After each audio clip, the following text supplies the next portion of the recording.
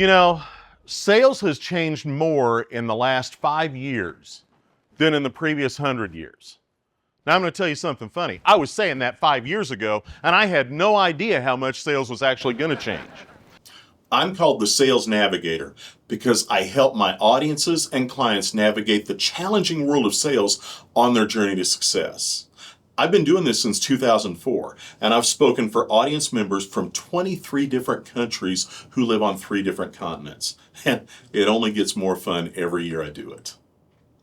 Younger buyers are not going to schedule an appointment to talk football for 30 minutes. So you better be equipped to talk about something other than football. What do younger buyers want to talk about? Business.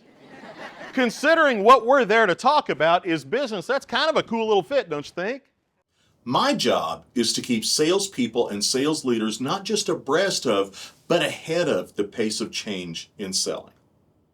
Age matching is not important. Style matching is very important. In other words, we want to sell to people in the manner in which they want to buy, which, by the way, pretty damn good rule for sales overall anyway, right? The successful salesperson of the next 20 years will not look, sound, or act like the ones of the last 50 years. The biggest, most fundamental change with younger buyers is that they completely flip the script with respect to how you build relationships with them. Motivation lasts for an hour. Learning lasts for a lifetime.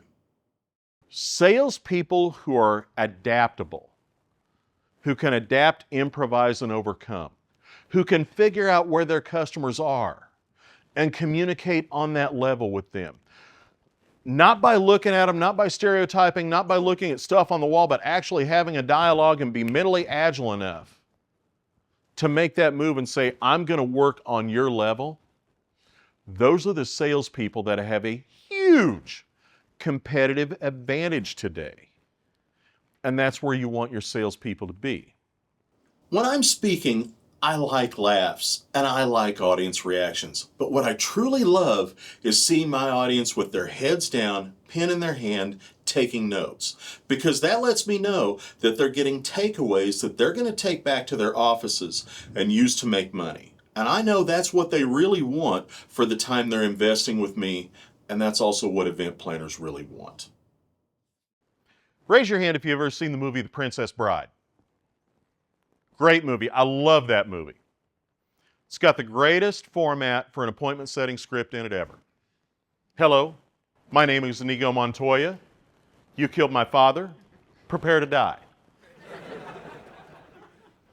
Hello, my name is Inigo Montoya. Polite introduction. You killed my father. Here's what we have in common. Prepare to die. Here's what to expect from our interaction. I hardly ever give the exact same speech twice. Each association is different. Each audience is different. Each industry is different.